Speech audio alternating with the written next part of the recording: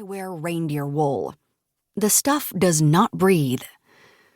I'm just going to say a few words. No, please, She reaches for the sleeve of my sweater like we're 6 years old, trying to yank me back to the seat. But I'm faster. Ha! Rising unevenly, half dragged down at the elbow, I wobble to a stand and clink my wine glass with a butter knife. It makes a comedically tinny sound, like a fairy coughing. I'd like to make a toast, I say. My smile is warm, friendly. My voice is gracious. The carbonation bubbles in my sparkling wine. A hush falls over the dining room until the only sound is "You're a mean one, Mr. Grinch," thrumming from the speakers. Seems appropriate. There's a Grinch at this table. But he's not going to change by the end of the movie. His heart will always stay just a little too small. "Johnny," I say to my sister's fiancé, raising my glass in his direction.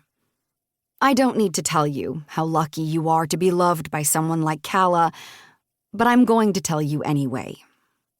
Everyone at the table titters. Even Johnny, even Calla, even the other guy at the end of the table, who shall remain nameless right now. I don't want to think about him. I don't want to think about the gentle brush of his lips, or the roughness of his palms, or how he looks in bed, covers hugging the angles of his hips. Currently, he's sitting back in his chair, hand to his mouth, this apprehensive smile peeking through his fingers. He's hanging on my every word. I shake my head almost imperceptibly and steamroll on.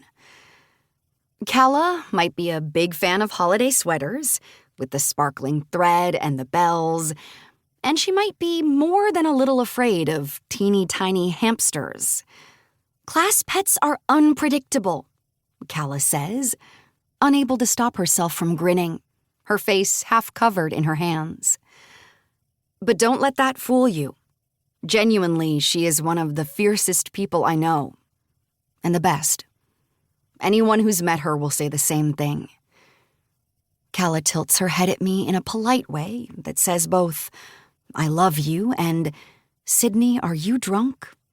And yes, maybe I am a bit, but this is important. I'm not done with the speech. Not yet. My eyes dig into Johnny. When it comes down to it, I would do anything for my sister. Anything. I'm lucky to love her, like you're lucky to love her. So, raise your glasses. Around the table, 7 glasses surge into the chandelier light. Everything is sparkly. We look like a Christmas card. "To Calla and Johnny," I say. "To Calla and Johnny," everyone echoes, including the man at the end of the table. Nick. Fine, that's his name, Nick. Of course, I choose this moment to catch his eye. He gives me this gentle, sincere nod like, "Nice speech, Sid." And I think about mistletoe and the dimples on his lower back and, oh, yes, how I've seduced him for the government. My throat constricts. I think I might hate him.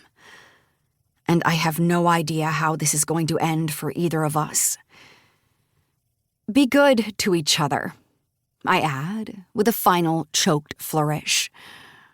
"Or else, Johnny, I may just have to break every bone in your body and all that good stuff. Okay? Who wants turkey?" 1. Uppsala, Sweden. 5 days earlier.